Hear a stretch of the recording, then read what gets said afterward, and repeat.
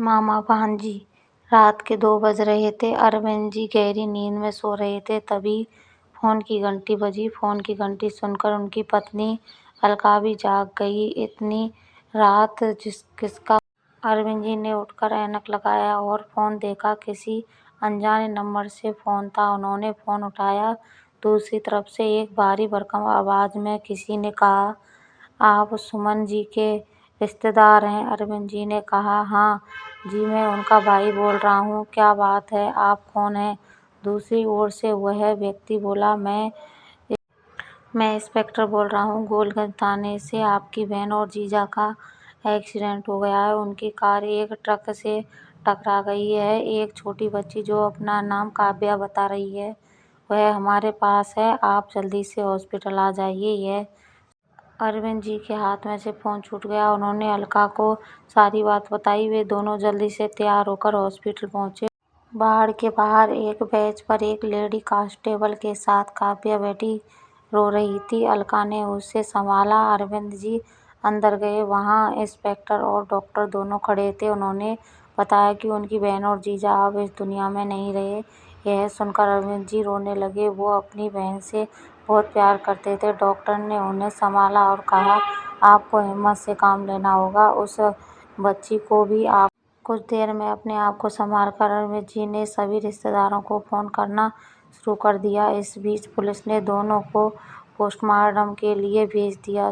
सुमन की ससुराल में कोई नहीं था, इसलिए अरविंद जी ने ही दोनों का अंतिम संस्कार किया। अब काव्या की जिम्मेदारी उनके कंधों पर आ गई थी। काव्या को वे अपने साथ घर ले आए। काव्या दिन भर गुमसुम बैठी रहती थी। अलका उसे संभालती थी, लेकिन वह उस हादसे को भूल नहीं पा रही थी। एक दिन अलका ने कहा, सुनो जी, क्या हम जीवन भर काव्या का बोझ उठाते रहेंगे? इसे किसी अनाथ आश्रम में भेज देते हैं।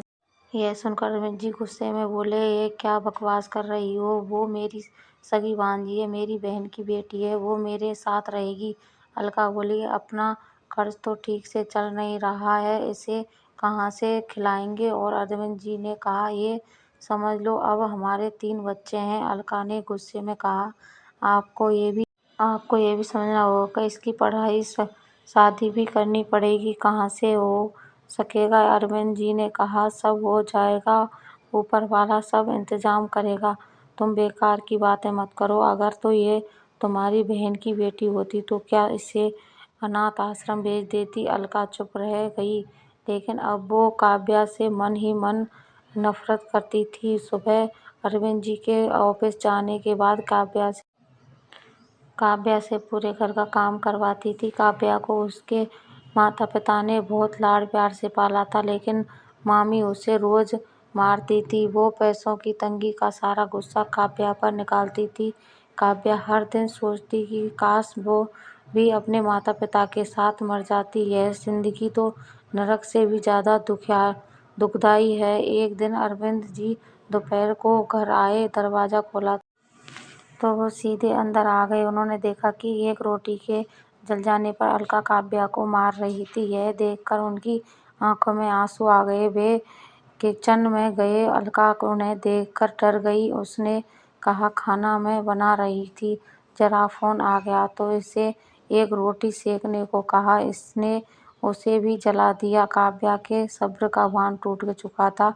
वो बोली, मामी जी, मुझे अनाथ आश्रम में छोड़ आइए, मैं यहाँ नहीं रहना चाहती। मामी मुझसे सारा काम करवाती है और हर दिन कम से कम 2 बार मुझे मार। इससे तो अच्छा होता मैं मर जाती। अलका अंदर से डंडा लेकर आई। अब झूठ बोलकर हम दोनों में लड़ाई करवाना चाहती है। रुक, मैं तुझे बताती हूँ। अरविंद जी की आंखों से आंसू बह रहे थे। वे बोले, खबरदार जो इसे हाथ भी लगाया। बेटी, मुझे माफ कर दे।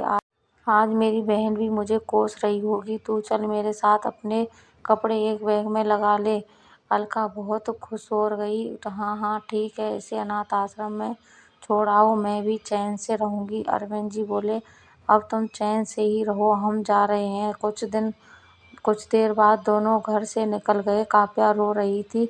अरविंद जी सीधे रेलवे स्टेशन पहुंच गए। काव्या बोली, मामा जी, क्या अनाथ आश्रम दूसरे शहर में है? अरविंद जी बोले, नहीं बेटी, अब हम किसी अनाथ आश्रम में नहीं जा रहे हैं। मेरे गांव में एक छोटा सा मकान है, हम वहीं रहेंगे। मैं तेरे साथ रहूंगा। उसके बारे में तेरी मामी को भी कुछ नहीं पता। मैंने भी तेरे साथ वो घर छोड़ दिया जहाँ इंसानों की कद्र नहीं, वहाँ मैं नहीं रह सकता। अब बस मेरी जिंदगी का मकसद तेरा पालन पोषण करना है। काव्या यह सुनकर बोली, लेकिन मामा, मामी का क्या होगा? अरविंद जी बोले, बेटी, उसे एहसास होने दे कि जब कोई अकेला रह जाता है तो उस पर क्या बीतती है। वैसे उसके मायके वाले उसे संभाल लेंगे, तू चिंता मत कर।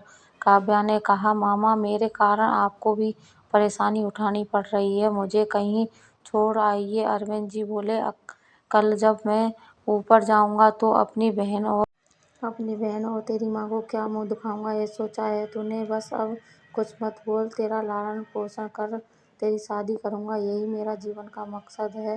ट्रेन से उतर कर दोनों गांव के लिए एक तांगे में सवार हो जाते हैं। गांव में एक छोटा सा मकान था। अरविंद जी ने काव्या को एक कुर्सी पर बैठाया और खुद ही उसकी सफाई करने में कुछ देर में दोनों को भूख लगी तो वो एक होटल में पहुंच गए खाना खाने के बाद अरविंद जब पैसे देने लगा तो होटल का मालिक रविंद्र बोला, भाई क्यों शर्मिंदा कर रहा है? अपने बचपन के दोस्त को भूल गया?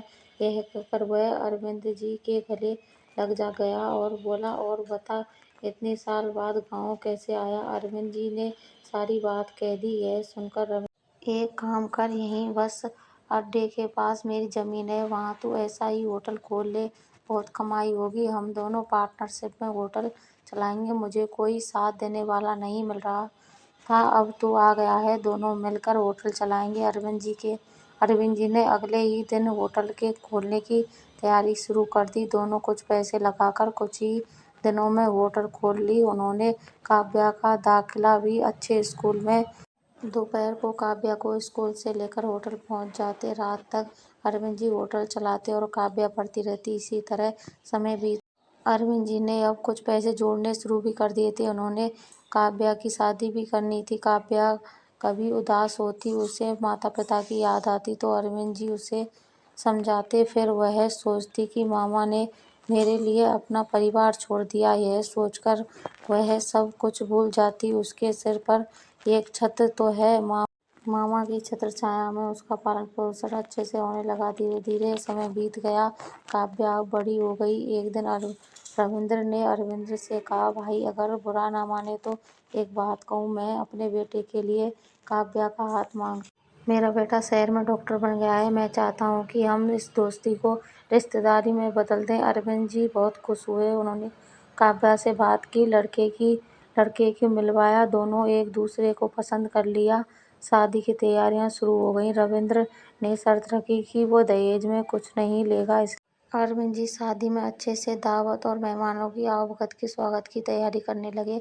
एक दिन वे होटल पर पैसे गिन रहे थे, तभी किसी ने उन्हें पुकारा, कैसे हैं आप? उन्होंने पलट कर देखा तो सामने अलका खड़ी। बहुत कमजोर थी, सफेद बाल उसके काले बालों के बीच से झांक रहे थे, चेहरा मुरझाया हुआ था। एक पुरानी सी धोती पहने एक सूटकेस लिए उसके सामने खड़ी थी, उसकी आंखों में आंसू से। अरविंद जी बोले, अरे अलका, तुम यहाँ का पता तुम्हें किसने दिया? अलका बोली, तुमने सभी रिश्तेदारों को शादी में कार्ड भेजा, उसमें से ही किसी ने मुझे माफ़ कर दो, मेरी एक गलती की इतनी बड़ी सजा दे दी। बिना कुछ कहे छोड़कर चले आए। अरविंद जी ने कहा, अलका, उस समय मुझे अपनी बहन के लिए ये कुर्बानी देनी। तुम कभी काव्या को अपना नहीं मानती, मुझे मरकर अपनी बहन को मुँह दिखाना था। मैं क्या करता, इसलिए चुपचाप वहाँ से निकल आने में भलाई समझी। अलका बोली, हाँ, मुझे भी अपने किए की सजा मिल गई। तुम्हें ढूंढने के बाद जब तुम्हारा कोई पता नहीं मिला तो मैं अपने मायके चली गई। वहाँ मेरे भैया भाभी ने मेरे साथ वही व्यवहार किया जो मैंने काव्य के साथ किया था। मैं वहाँ से निकलकर एक अनाथ आश्रम में चली गई, वहाँ बच्चों की सेवा करने लगी। मुझे वहाँ 2 वक्त का खाना मिल जाता था। वहाँ मैं हर बच्चे में काव्या को देखती थी। कभी कभी किसी रिश्तेदार से मिलने जाती, तुम्हारे बारे में पता करती, लेकिन कुछ पता नहीं लगा। अब जब तुमने अपने दूर के भाई को कार्ड भेजा तो उन्होंने मेरी हालत पर तरस खाकर तुम्हारा पता बता दिया। क्या अब भी तुम मुझे माफ़ नहीं करोगे? मेरे पास अब अनाथ आश्रम के अलावा कोई ठिकाना नहीं है। मैं तुम पर अपना हक खोजी हूँ। अगर तुम मुझे माफ़ नहीं करोगे तो मुझे कोई अफसोस। बस एक काम कर दो, एक बार काव्या बेटी को आशीर्वाद देकर मैं शाम की बस से वापस चली जाऊंगी। इतना हक मुझे दे दो। अरविंद जी की आंखों में से आंसू बह रहे थे। वो बोले, मैंने तुम्हें पहले ही माफ़ कर दिया था। मैं बस अपना फर्ज निभाने के लिए मजबूर था। अब तुम कहीं नहीं जाओगे। हम दोनों मिलकर काव्या का कन्यादान करेंगे। चलो घर चलो। अरविंद जी अलका को लेकर घर पहुंचे। काव्या के सामने जब अलका पहुंची तो उसने कहा, बेटी मुझे माफ़ कर दे, मैंने तेरे साथ बहुत गलत किया। काव्या की आंखों के आंसू बह रहे थे। वो दौड़कर अलका से लिपट गई। मामी, मैंने हमेशा अपनी मम्मी की जगह आपको माना है। पुरानी बातें भूल जाइए। मुझे बहुत खुशी। मेरे जाने के बाद मामा अकेले रह जाते। अगले दिन से दोनों शादी की तैयारियों में जुट गए। तय समय पर काव्या की शादी हुई। दोनों ने कन्यादान किया। काव्या ने विदा होने से पहले मामा के गले लगकर कहा, मामा जी, शायद मेरे पापा भी मेरे लिए इतना नहीं करते। आपने अपना पूरा जीवन मेरे लिए कुर्बान कर दिया। अरविंद जी बोले, बेटी तुझे नहीं पता मैंने अपने लिए किया है। अब मैं अपनी बहन के सामने शर्मिंदा नहीं होना पड़ेगा। वे दोनों रुककर गले लगे। काव्या अपनी